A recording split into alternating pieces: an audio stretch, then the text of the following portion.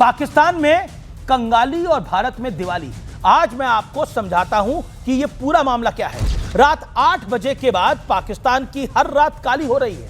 पाकिस्तान में अब रात 8 बजे के बाद ना मॉल खुलेंगे ना बाजार।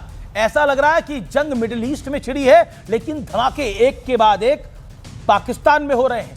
यह हाल है उस पाकिस्तान का जो जंग के बीच चौधरी बनने की कोशिश कर रहा था। चौधरीयों को कुछ नहीं, वहां के फील्ड मार्शल मुल्ला मुनीर अमेरिका ईरान की जंग रुकवाने चला था, लेकिन पाकिस्तान की फटेहाली का आलम यह है वहां पेट्रोल की कीमत 450 रुपए प्रति लीटर के पास पहुंच गई है और डीजल 520 रुपए प्रति लीटर पर मिल रहा है। वहां की सरकार यह झटका सहन करने में नाकाम रही है।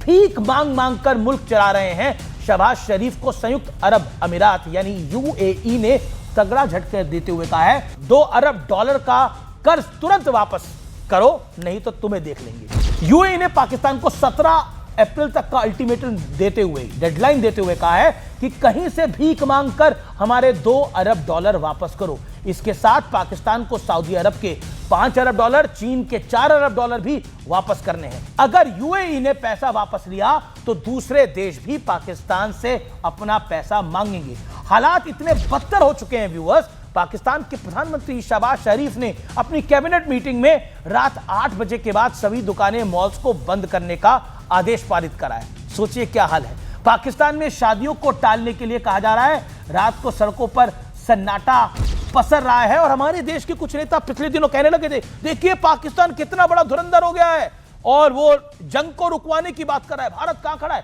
कांग्रेस के नेता कह रहे थे, समाजवादी पार्टी के नेता ऐसा कह रहे थे और बड़ी बड़ी विपक्षी पार्टियों के नेता ये कह रहे थे। उन्हें आज का सत्य और तथ्य देखना चाहिए, नहीं तो आप उन तक पहुंचाइएगा। भारत में रौनक और पाकिस्तान में सन्नाटा, ये है सच्चाई। इस मौके पर मुझे शोले का एक डायलॉग याद भी आ रहा है, बता सुना देता हूं। इतना सन्नाटा क्यों है भाई? वहीं भारत का हाल देखिए। सरकार ने आगे बढ़कर एक्साइज ड्यूटी को कम किया, आप तक इसका इंपैक्ट नहीं आने दिया। इस मैथ को इस तरह समझिए, अगर सरकार पेट्रोल और डीजल पर 10 रुपए भी कम करती है तो इससे सरकार पर पूरे कैलेंडर ईयर में लगभग 1.25 लाख करोड़ से भी ज्यादा का इंपैक्ट यानी बोझ पड़ता है। सरकार ने सारा का सारा बोझ सहन कर लिया है अपने ऊपर। सोचिए आपका जीवन यहां कितना आसान है। पाकिस्तान में रात के बाद सब कुछ बंद है और यहां भारत में सब कुछ खुला है। भारत में आईपीएल अच्छे से चल रहा है, चुनाव हो रहे हैं, लोग हफ्ते में रोज ऑफिस जा रहे हैं और तो और मॉल जाकर लेट नाइट पिक्चर देखी जा रही है, लोग धुरंधर देख रहे हैं और तो और लोग ऑनलाइन खाना ऑर्डर कर रहे हैं। कहीं कोई संकट नहीं है और इसकी वजह है सरकार की, नरेंद्र मोदी सरकार की प्लानिंग और डिप्लोमेसी।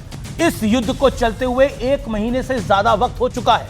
हम तेल और गैस इंपोर्ट करते हैं, लेकिन बावजूद देश चल रहा है और आगे बढ़ रहा है। मैं फिर कहूंगा, मुस्कुराइए आप भारत में हैं। क्रूड $100 के ऊपर है, मुस्कुराइए आप भारत में हैं, लेकिन आपका पेट्रोल और डीजल महंगा नहीं हुआ है। आप आईपीएल भी देख रहे हैं, धुरंधर भी देख रहे हैं, इसलिए मुस्कुराइए। आप हिंदुस्तान में हैं, मेरे और आपका हिंदुस्तान, और ये वो हिंदुस्तान है जो ना कभी झुका है ना कभी झुकेगा और डंके की चोट पर अपना काम करता चलेगा। मुस्कुराइए आप भारत में।